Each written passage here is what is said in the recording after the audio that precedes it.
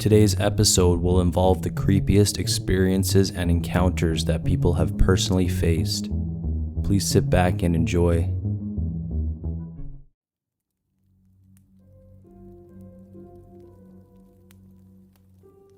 So about 3 years ago, I was taking a year off from college and was back in my tiny hometown in the Midwest. I had a lot of friends in the area and we used to love to go out in the groves, abandoned buildings, and anywhere else to shoot coons, skunks, possums, and the occasional coyote. Yes, it was a pretty redneck pastime, but we also got paid for it. One night, I think it was about late March or early April, like spring was right around the corner but there was still snow on the ground. About 6 of us went to an old abandoned house a decent way from town. And as we drove up to it, it looked like your average abandoned house. Tall grass all over the yard, including the driveway, broken windows, etc. As we all got out of the truck, we noticed that there was a female mannequin head tied by her hair on a windowsill on the second story. We ignored it and started moving to the front door, which we quickly discovered was locked. Now this is where I usually like to call it and find somewhere else to go, but one of my friends just crawled through a broken window and let us in. Right off the bat, something was wrong. Although there was no furniture or anything else that would show a living person was occupying the house, there was also no dust. I pointed that out and was just told to stop being a bitch by my friends. We walked through the main floor and didn't find anything, and then we checked out the basement. The basement was full of mason jars, like easily 1,000 of them, probably more. I said something was definitely up and we needed to get the F out, but once again my friends told me to man up. They smashed a few of them before I convinced them to go upstairs and check that out. We climbed back up to the main floor and then to the second story. When we got up to the top level, I split off from the rest of the group, pulled out a knife and cut the mannequin head down. I was looking at it in my hand when my friends called out to me and told me to check out what they found.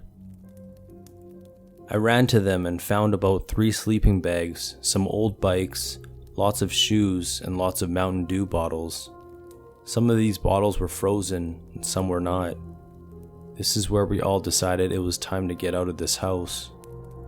Once out of the house, we waited in our pickup while we decided where to go next. But we figured no one was at the house at the time, so we would do a quick sweep of the barn and corn crib and then leave. We went to a shed quick and shined a light in it, didn't see anything, and headed for the corn crib. I'm not sure why, but I was walking alone to the crib, with one friend following me about 15 feet, and 6 others stayed at the shed for some reason. I was getting close to the crib, but I had my eyes on my gun. I was just checking it over to make sure everything was right when my friend shouted, "Holy shit, I just saw something move through the window on the second story." He then ran up to me and took out a flashlight and shined it at the window. I didn't see anything, but a glimmer of light caught my eye on the main story. I shined my light into the main floor of the crib and there was blood everywhere. Just typing this, I'm getting goosebumps all over. There was blood coming down the wall from the second story, all over the wall and starting to drip onto the floor. It wasn't even starting to coagulate. Got the hell out of there ASAP, as my friends saw it from the shed they were still at. Later that year in June or so, I told that story to a girl I liked and she didn't believe me. We ended up getting into my truck, driving to the house in the middle of the day, and I put my high beams on the crib without ever getting out of the truck, and the dried blood was still there. But it didn't look like any more ever came from the second story. The summer after, the barn next to the corn crib burned down. The sheriff department said a moonshine installment went wrong and people operating it fled the area. I still have no idea why there was so much blood. It wasn't mentioned in the report at all.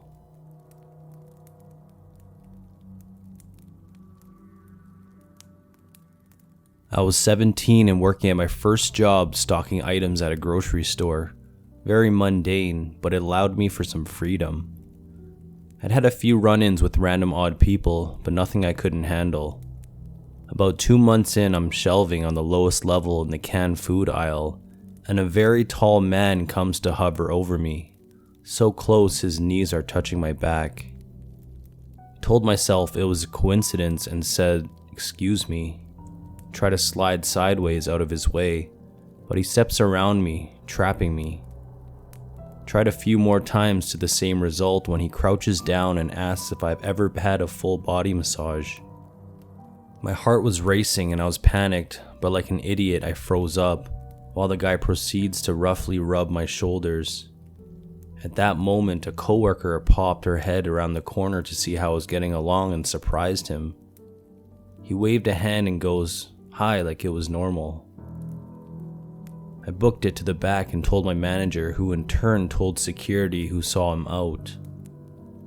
I wish it had ended there, but me being, which obviously means stupid, and I was going through a major grown-up/independent streak, had myself a good cry and then refused all offers to go home for the day. I also wanted to talk to the police when they got there. A little over an hour later, still no police. I hear a bunch of ruckus and shouting. Then someone yelled my name, and I went to investigate.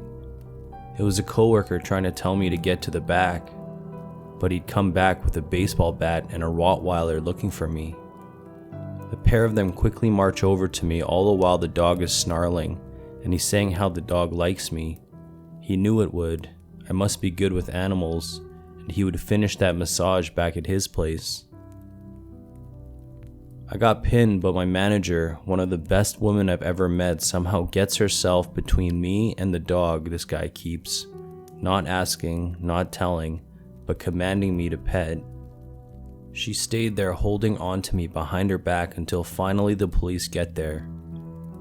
After a brief but tense standoff, he's arrested the dog, taken to the pound.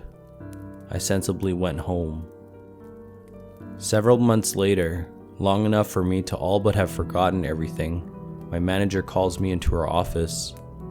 She said she wanted to be there when I found out and handed me a newspaper. It took me way too long to register what was so important. The man had been arrested for murder and kidnapping. We both started crying and I went home for the day. I couldn't handle it and wound up leaving shortly after. I think the creepiest, scariest part was how calm he was during the whole thing. Even after the officers got there and his dog started losing its shit, he was just so very, very calm and normal looking, like this was a normal thing.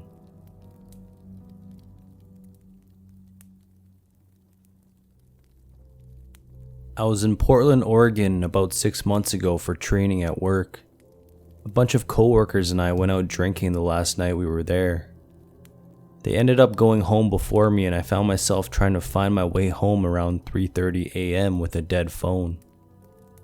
There's a large homeless population in Portland, many of which I pass sleeping on the sidewalk under shop entrances. At one point I come across a bus stop and what appears to be a little old woman bent over looking for something in her purse. I ask her if she knows which direction my hotel is in and she whirls around, and I notice her teeth are rotting and they look as if they are sharpened at the end, most likely from decay. She had leathery tan skin, frizzy white hair, and these terrifying light blue eyes that were open as wide as they would go. She lets out a scream at the top of her lungs, not like a scared scream, but like a terrifying witch scream, and says, "Don't go down that road back there. There's a man with a knife and he's not a good person. Don't go down there. Don't go, he is bad." She just stands there wide-eyed, repeating that over and over, yelling at my face. I listened for about 5 seconds before I took off the other direction, about to shit my pants. I looked back about a block away and she was still there yelling to me. Most terrifying encounter I've ever experienced.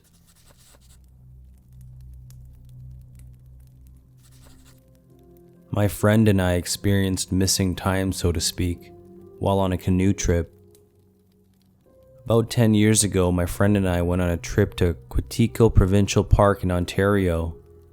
Quetico is a wilderness park, so there's no car camping or any sort of facilities like that. You get your permit and put it at your entry point.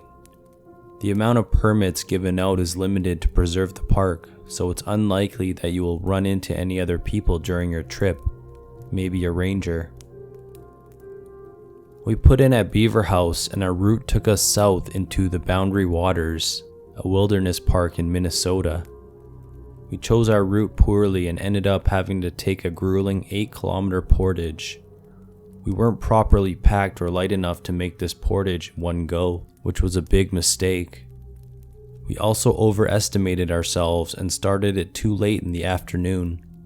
I've done many portages before, but this was something else. It had it all. Canadian shield gnarled roots, rocks and moss, flooded marshland, huge smooth granite saddles, dense humus soil that sucked your boots in, the works. Don't know how long it took exactly, but I'd say at least an hour and a half each way. It didn't help that our canoe was fairly heavy. We tried to save a few bucks by not renting a Kevlar one, and used my friend's rubberized canoe that's meant for running rapids. Thankfully, it was tough, because I must have dropped it at least 50 times, but you can just kick the dents out. Anyway, we're on the way back to get the rest of our stuff and make the second trip, practically on the verge of tears from exhaustion, and it's starting to get dark. Not good. We have flashlights, but setting up in the dark sucks. Don't even mention trying to find a campsite. We load up the food and get moving. 10 minutes later, we round a bend and I see some packs in a green canoe. I think, shit, we must have taken a wrong turn and ended up at someone's campsite. But there were no branching trails and no campsites nearby. I take a closer look and realize it's our stuff. But how? We had passed none of the landmarks we had before, like the granite saddles. We were certainly exhausted, but I find it hard to believe that I could zone out from that many kilometers. And what about my friend? He also acknowledged that we finished the portage in an impossibly short time.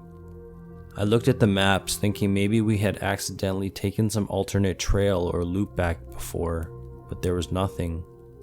Just 8 kilometers of land between the two lakes. Now that I've typed this out, it feels anticlimactic, but there's just simply no explanation for traveling 8 kilometers in 10 minutes. I'm looking at my old maps now to try and find where this occurred exactly.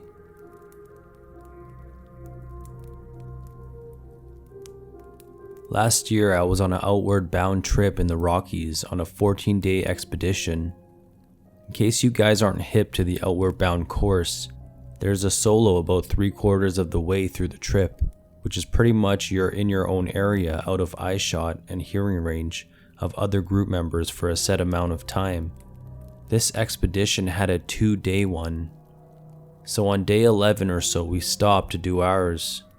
Mind you, this is a 9-day hike from the closest base camp, and we went about a mile off the rugged trail we were taking to set up. I woke up on the second day of the solo and looked out of my tarp and saw a guy about 20 feet away in a solid cherry red hoodie with the hood drawn, strings fully pulled, so his face was entirely covered. I figured this was one of the instructors because they go around sometime on the second day to check on us, so I waved at him and smiled. He then took off uphill and I lost sight in the trees. Come the next day when we were all back and talking about it, I asked which of the instructors had the red hoodie. Turns out neither of them did. There was a man 10,000 feet up a mountain in the middle of the woods who walked by me sleeping in a tent. It had potential to go pretty awry.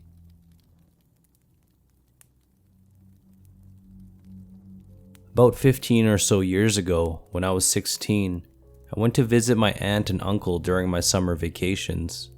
They used to live with my family when I was growing up, but had moved to a small hill station when I was 12. Their house, along with the others in the community, was at the foothills of the mountain. while the downtown was about 10 kilometers away, reachable from their house by crossing a bridge over a river. Downtown is where all the shops were, including my uncle's small chemist shop that he operated with the help of a young guy named Kieran, about 23 years old or so. I used to hang out with him whenever I was at the shop. Pretty talkative and friendly guy that lived close to my uncle's house. One afternoon, my aunt asked me to go downtown to grab a few things from the local shops there. She asked me to take the spare scooter that was at their house. Thrilled with the idea of driving, I took the scooter, crossed the bridge, got into downtown, went to a couple of shops and got the stuff. On the way back, I see Kieran walking towards the direction of the bridge. It would have been about 5 p.m. or so at that time, and I assumed that he had left early to go home that day. My uncle would shut his shop by 7:30 p.m. I stopped the scooter next to him, say hi and make small talk, except that he barely talks. Just a very basic yes, no answers. After about 10 minutes or so, I eventually ask him if he is heading home, and he says yes. I offer to give him a ride to his place and he accepts. Sits behind me on the scooter and off we go. It's about 5:30 p.m. by now, and the light had faded fast. The street lamps were on by the time I reached the bridge. Around the middle of the bridge, I start feeling extremely cold, teeth-shattering cold. But by the time I get to the other end, I'm all okay. So I look back asking Kieran if he felt that cold as well. Except, well, he's not there. I stop the scooter right away and look back, and he is simply not there, vanished in the thin air. I know he couldn't have gotten off the scooter when we were crossing the bridge. Just not physically possible to get off the scooter while it is being driven, sitting at the back seat. My mind could not comprehend what had happened, and in a daze, I drove the scooter back home, but didn't tell my aunt about the incident. I wasn't sure what had happened. Later that evening, after my uncle came back home, I asked him about Kieran. Found out that no one had seen Kieran for 2 days. He hadn't come to the shop or gone back to his home. It's been 15 years and Kieran has not been found. I do not know who I met that evening, who sat behind me on the scooter, who drove with me halfway through the bridge to simply disappear.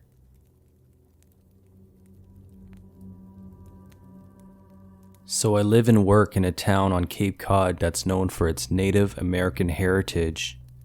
I've never believed in spirits or paranormal stuff before this, but what happened that day was observed by our entire crew, which was 4 people total that day. We were clearing a fire access path to get to the river in case of an emergency this particular week. Everything was going normal. It was early morning and we were nearing the end, and we had to clear about 100 feet diameter area so a fire truck could turn around, cutting trees and chipping them into a truck. So a short time before break, I look over near the river, and just before the river, about 150 feet away, I see a woman and a child maybe 4 to 5 years of age. What was interesting was that they were dressed in deerskin clothing. They were clear as day, clearly native, so I turn to my supervisor and tell him to look over there, and as I turn, they're gone. So I thought maybe I'm just seeing things, continue working. Leading up to a break, I get this intense level of sadness that starts building. I felt heavy, depressed, almost like I could cry. It was that intense. We stop for a break and I begin to explain what I saw, and just as this happens, across the river near the top of the trees is an intense ball of light. This is maybe 300 feet away. This ball is huge, like a mini sun, yellow in the middle to a blue around the edges. We all see this light, and it starts to move along the trees from our left to the right, and it disappears off into the distance. A minute or two later, we hear a loud drum beating from that direction.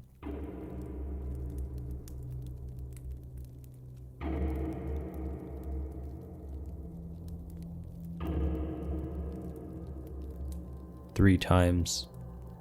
It felt like we shouldn't be there, and as we're walking away, I feel this rush of heat like there's a fire on my back as we leave.